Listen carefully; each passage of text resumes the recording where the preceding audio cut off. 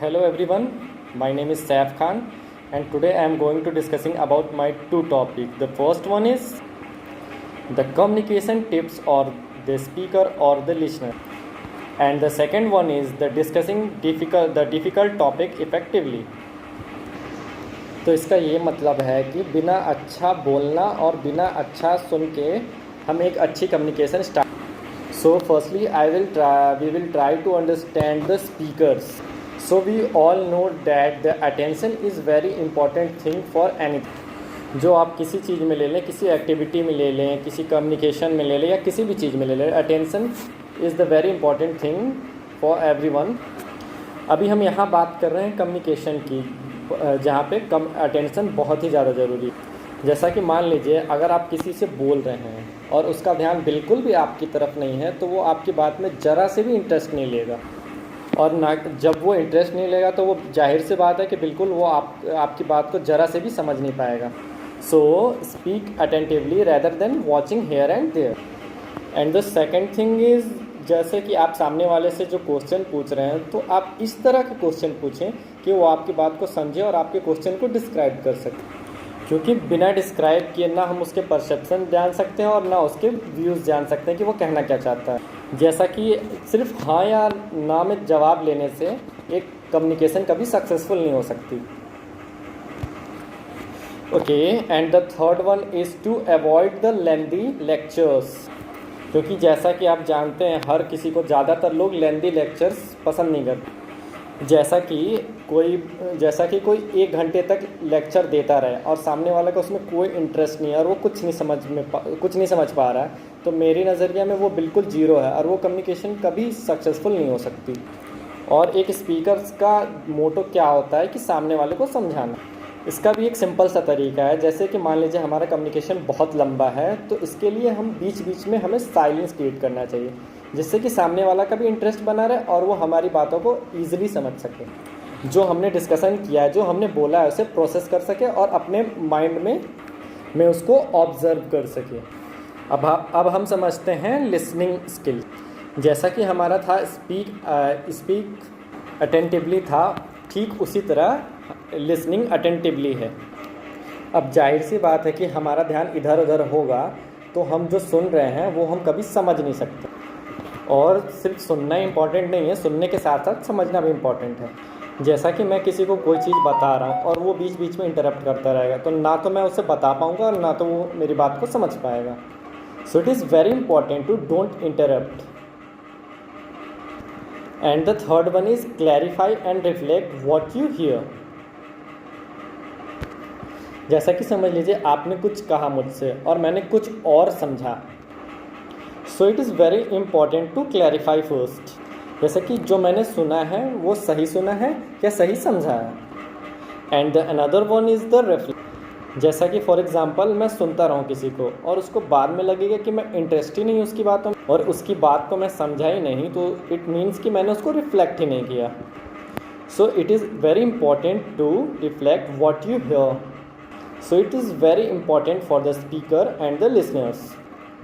And our second topic is the discussing difficult topic effectively. जैसा कि हमने discuss किया communication tips for speaker and listener, ये बिल्कुल उसी टाइप का एक टॉपिक है. जैसे कि आप इसका एक पार्ट्स भी कह सकते हैं. जैसे कि हम कम्युनिकेशन स्टार्ट करेंगे तभी हम कुछ डिस्कस कर सकते हैं, क्योंकि डिस्कसिंग में स्पीकिंग और लिसनिंग दोनों इन्वॉल्व होते हैं. बेसिकली एक अच्छी स्पीकिंग और अच्छी लिसनिंग से ही एक अच्छा डिस्कशन क्रिएट होता है, वरना फिर वहाँ पे आर्गुमेंट्स क्रिएट होंगे अ पार्ट ऑफ डिस्कशन. तो जैसे कि हमारे कुछ डिफ़िकल्ट टॉपिक हैं तो उसके लिए हमें कुछ चीज़ें अपने दिमाग में रखने चाहिए ताकि वो चीज़ स्मूथली रन कर सके. फॉर एग्ज़ाम्पल, जैसे कि हम एक वर्क प्लेस का एग्ज़ाम्पल ले लें. जैसे कि एक बॉस है और उसके नीचे बहुत सारे कोवर्कर्स हैं. जैसे कि मान लीजिए एक वर्कर है और उसे डिस्कशन करना है अपने कलीग से, तो उन्हें एक आइडिया लेना चाहिए उनके ऊपर. जैसे कि हमें एक सरप्राइज़ नहीं क्रिएट करना चाहिए. तो जैसे कि फॉर एग्ज़ाम्पल हमें अभी एक मीटिंग स्टार्ट करनी है तो हम उन्हें अभी बुलाएं और मीटिंग स्टार्ट कर दें. तो ना तो कोई मेंटली प्रिपेयर होगा और ना तो किसी को कुछ पता होगा कि किस बारे में हमें डिस्कशन करना है। सो हमें पहले उनको इन्फॉर्म करना चाहिए मीटिंग से पहले कि वो पहले से तैयार होके आएँ और अपने आप को एक अच्छे से रिप्रेजेंट कर सकें।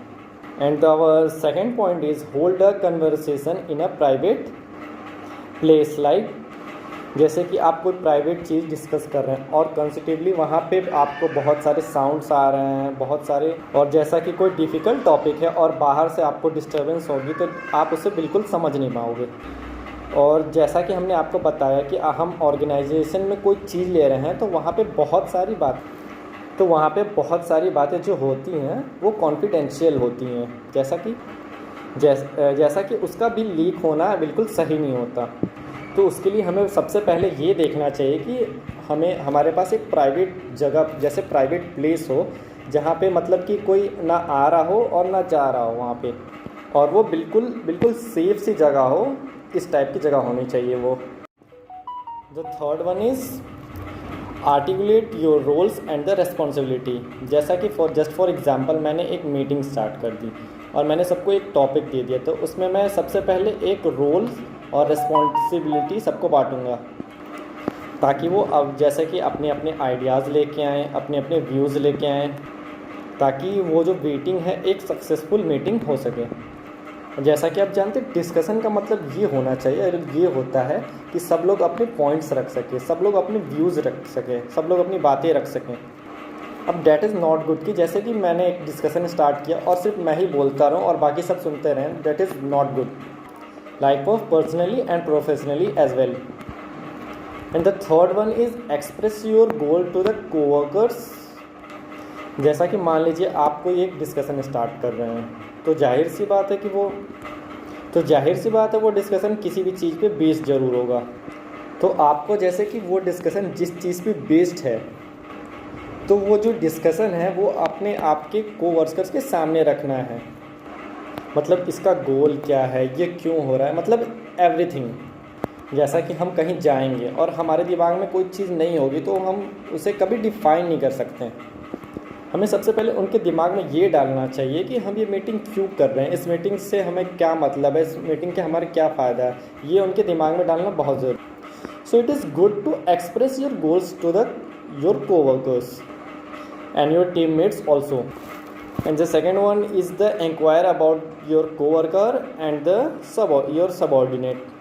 जाहिर सी बात है कि अगर कोई भी इंसान अपने कंफर्ट लेवल में नहीं होगा तो ना वो अच्छे से परफॉर्म कर पाएगा और ना वो अच्छे से कुछ डिस्कस कर पाएगा। जब वो कंफर्ट होगा तो ही वो अपने आप को एक अच्छे से रिप्रेजेंट कर सकता है।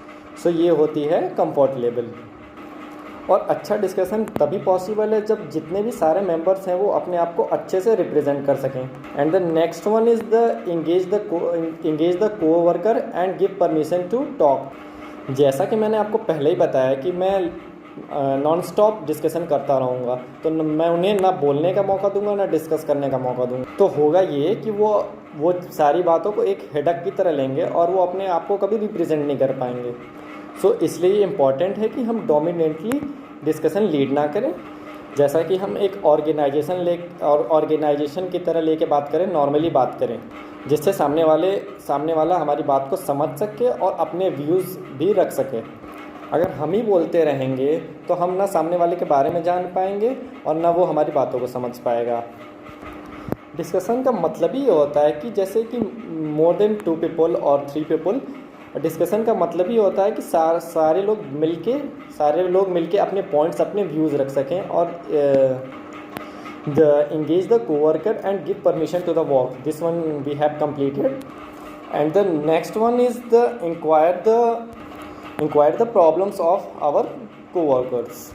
जैसा कि हम कोई डिस्कशन या कोई मीटिंग करते हैं और हम अपने कोवर्कर टीममेट्स की प्रॉब्लम्स को नहीं जानते, ना उनसे पूछते हैं, तो वो मीटिंग, वो डिस्कशन कभी सक्सेसफुल नहीं हो पाएगा। And the last topic is the listen effectively and ask clarifying questions. So listen attentively to them so we can make a good environment of discussion. जब हम उन्हें अच्छे से सुनेंगे तब ही हम उन्हें अच्छी तरह से एक रिस्पॉन्स कर सकते हैं और उनकी बातों को समझ सकते हैं।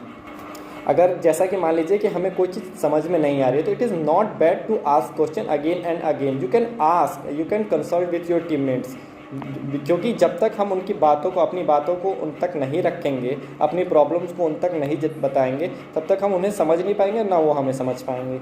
हमें ये बिल्कुल नहीं सोचना चाहिए कि मैं दोबारा नहीं पूछूंगा, अगर मैंने दोबारा पूछ लिया तो सबके सामने हमारी इज्जत घट जाएगी. ये बिल्कुल नहीं सोचना चाहिए.